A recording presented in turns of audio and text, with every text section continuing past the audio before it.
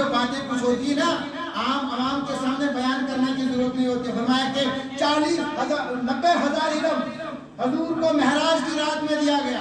ایک قطرہ ڈالا 30,000 علم آ گئے. حضور نے فرمایا, اللہ نے فرمایا کہ آپ نے جو کچھ دیکھا کیا دیکھا؟ حضور نے فرمایا 30,000 علم دیکھ لیے. تو اللہ تعالیٰ نے فرمایا میرے نبی یہ اپنوں میں, بیگانوں میں, پرائے میں, ادنا اعلیٰ میں, سب میں تقسیم کرنا, سب کو بیان کرنا. ایک قطرہ نبی نے ہو, اللہ نے اور ڈالا نبی کے حلق میں ہو نور کا قطرہ, 30,000 علم اور آ گئے. فرمایا اب کیا دیکھا؟ فرمایا 30,000 علم میں نے اور اسی ایک قطرے کے اندر حاصل کر دیا. اللہ تعالیٰ نے فرمایا میرے نبی جو کچھ اس قطرے کے اندر 30,000 واقعات العلم آپ نے سیکھے ہیں یہ صرف اپنوں کی مجلس میں بیان کرنا, یہ صرف اپنوں کے بیچ میں بیان کرنا.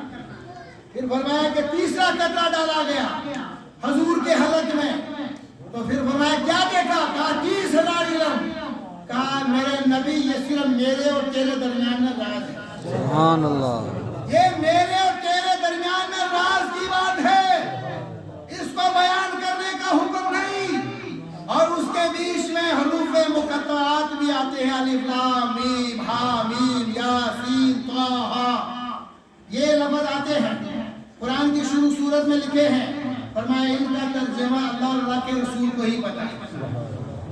اور اس 30,000 علم کے بیچ میں یہ والے حروف بھی بتا دیے. لہذا اس لیے بزرگان دین علیہ السلام, نماز جمعہ کا وقت قریب ہے, کبھی کبھار آپ کے سامنے ملاقات ہوتی ہے. ابراہیم علیہ السلام کا بیان ہو رہا تھا. ابراہیم علیہ السلام وہ اللہ کے پیارے خلیل, وہ اللہ کے پیارے نبی ہیں کہ فرمایا کہ اس وقت بھی وہ چیز سے ہٹے نہیں. اور اس کے بعد جو ہے آخر چلتا گیا آگے بڑھتا گیا, آگ سے بھی گلو گلزار ہو کے نکلے. تو فرمایا کہ اللہ والے کی قدرت دیکھو, جب کوئی بھروسہ خدا پہ کرتا ہے فرمایا کہ کوئی بھی ہو, اور فرمایا کہ جس سے روشن خدا کرے اس سے مٹا کون سکتا ہے. مٹتے ہیں مٹ جائیں گے ادا تیرے, نہ مٹا ہے نہ مٹے گا کبھی چرچا تیرا. اس کو مٹانے کے لیے نمرود آیا, اس کلمے کو مٹانے کے لیے فرعون آیا, اس کو مٹانے کے لیے شداد آیا, اس کو مٹانے کے لیے ابلیس آیا. فرمایا جتنی بھی طاقتیں گزری ہیں اس سے پہلے بھی نیست و نابود ہوتی ہوئی نظر آئی ہیں, اور آج بھی جو ہے فرمایا جو اس کے خلاف اسلام کی لچک نے قدرت نے اتنی فطرت دی ہے, جتنا اس کو دباؤ گے اتنا یہ ابھرتا ہے. سبحان اللہ. جتنا اس کو دباؤ گے اتنا یہ ابھرتا ہے. اسلام کو مٹانے کے لیے خود ہی بندہ مٹ جاتا ہے, لیکن فرمایا اسلام کی آواز کو مٹی نہیں نہ مٹے گی قیامت تک. اللہ اکبر جو اذان ہو رہی ہے, آپ نے دیکھا ہوگا کہیں موبائل پہ سوشل میڈیا پہ, اللہ اکبر کی آواز بند ہوتی ہی نہیں. ادھر سے ظہر کی اذان شروع ہو گئی, ادھر سے چلتی پھر دوسرے ملک میں شروع ہو گئی. اتنے منٹ میں جب اللہ اکبر چلتی ہے فرمایا کہ پھر جا کے نماز عصر کے وقت میں جوہر سے اذان شروع کرتی ہے. تب تک یہ ایک 2 گھنٹے کا 15-20 منٹ کا فرق ہر ملک میں ہوتا ہے اذان کا, نماز کا. فرمایا یہ اذان چلتی ہے, ابھی بھی چل رہی ہے اللہ اکبر, ابھی بھی کہیں نہ کہیں ہو رہی ہوگی. تب تک یہ چلے گی جب تک نماز عصر پھر جو ہے جموں کشمیر میں آواز ہو جائے گی اللہ اکبر اللہ اکبر. اور یہ آواز وہ آواز ہے فرمایا کہ یہ کبھی دنیا پہ ایک لمحہ بھی بند نہیں ہو سکتی ہے, اور اسی سے دنیا قائم ہے, اسی سے یہ جو ہے دنیا کا نظام چل رہا ہے کہ اللہ اکبر اللہ سب سے بڑا ہے. ابراہیم علیہ السلام فرمایا کہ یہ والا امتحان آیا تو کامیاب, اولاد نہیں ہے تو فرمایا کہ ماں کے جس بیوی حاجرہ کے شکم میں اولاد ہے اس کے لیے حکم ملا کہ اس بیوی حاجرہ کو فلاں پہاڑی کے بیچ میں وادی کے بیچ میں چھوڑ کر, بیمار ہے, حضرت سہرا گھر میں ہے. آج اگر ایسے نا سگار والی 2 بیویاں ہوں گی اگر کسی کے پاس, اگر جو حمل والی ہوگی جس کے مطلب پیٹ میں حمل ہوگا اسی مہینے باقی بچے ہوں گے مطلب پیداواری کو, تو اس کو کہے گا خان کہ آپ کو میں نے فلاں پہاڑی کے بیچ میں چھوڑنا ہے. تو بیوی کہے گی ہاں میں خاموشی حکم سب یاد بھی چل گیا وہ کس لیے ہے. لیکن جب ابراہیم نے ان پہاڑی کے بیچ میں صفا مروہ کے درمیان میں چھوڑ کر آنکھوں سے آنسو جاری ہیں. حاجرہ نیک بیوی تھی, فرمایا کیوں رو رہے ہو؟ کہا رو اس لیے رہا ہوں کہ یہاں کوئی کسی قسم کا جو ہے انتظام نہیں ہے, تو بیمار ہے. لیکن تو حملدار ہے، اب جو ہے میں چھوڑ کر جا رہا ہوں۔ کہا پریشانی کیا ہے، کیوں چھوڑ کر جا رہے ہو؟ کہا مجھے اللہ کا حکم ملا۔ کہا اللہ کا حکم ہے تو پھر رو کیوں رہے ہو؟ جاؤ نا اس خدا کے بھروسے میں مجھے چھوڑ کر۔ اور وہی جب بچہ پیدا ہوا اور فرمایا پانی کی ضرورت مائی حاضرہ کو پڑی اور وہ دوڑتی گئی صفا کے پاس۔ جب بچہ پوشیدہ ہو جاتا تھا، آنکھوں سے اوجھل ہو جاتا تھا، وہ واپس آ جاتی تھی۔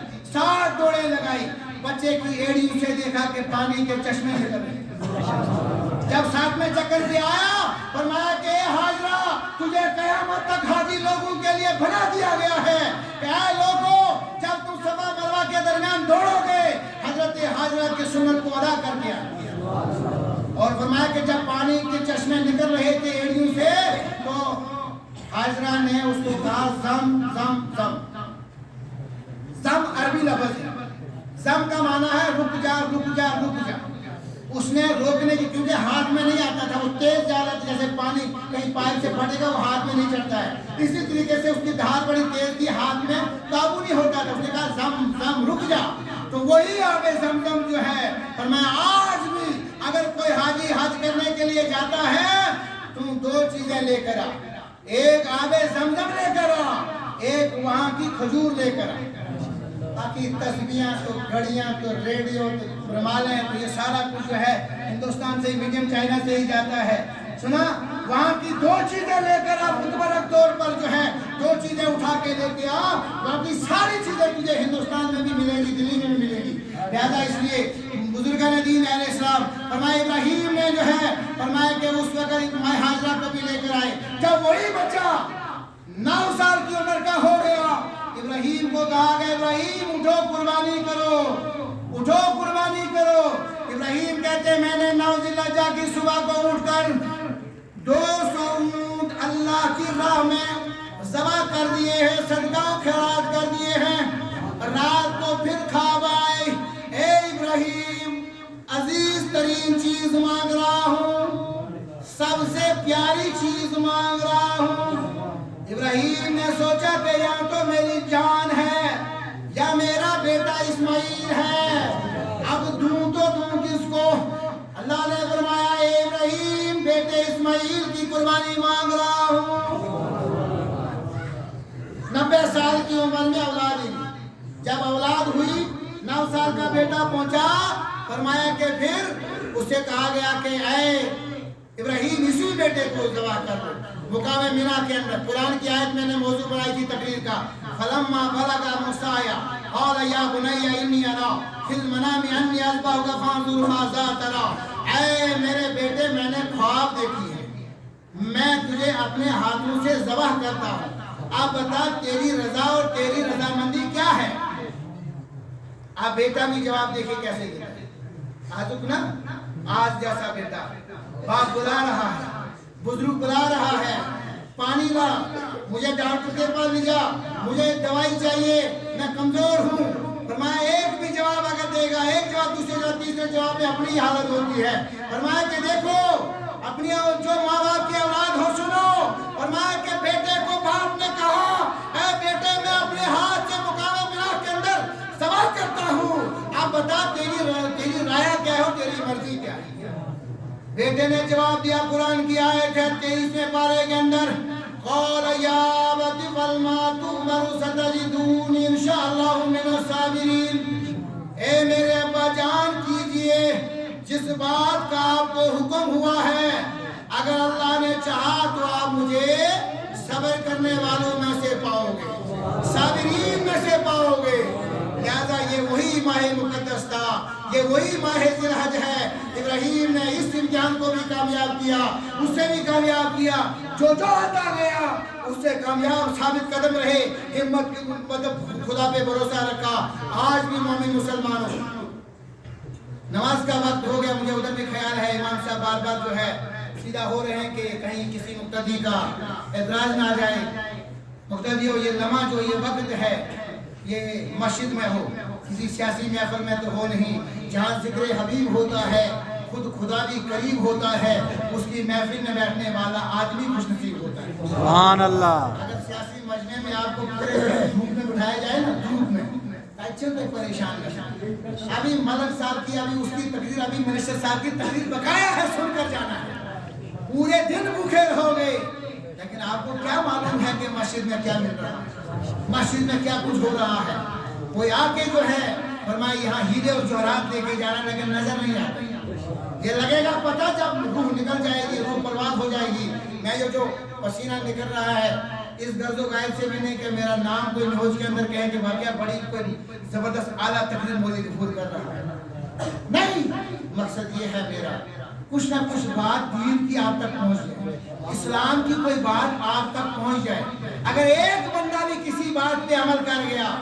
انشاءاللہ قیامت کے دن فرمایا کہ قرآن کی آیت ہے سب سے بہتر شخص وہ ہے جو قرآن کو سیکھے اور سکھائے سب سے بہتر شخص اگر دنیا میں کوئی تلاش کرنا ہے جو سیکھے اور سکھائے یہ دین کی بات ہے اسلام کی بات ہے لہذا مسجد کا نظام امام صاحب انتظامیہ کمیٹی پچھلے سال یہاں دوسرے چھت کا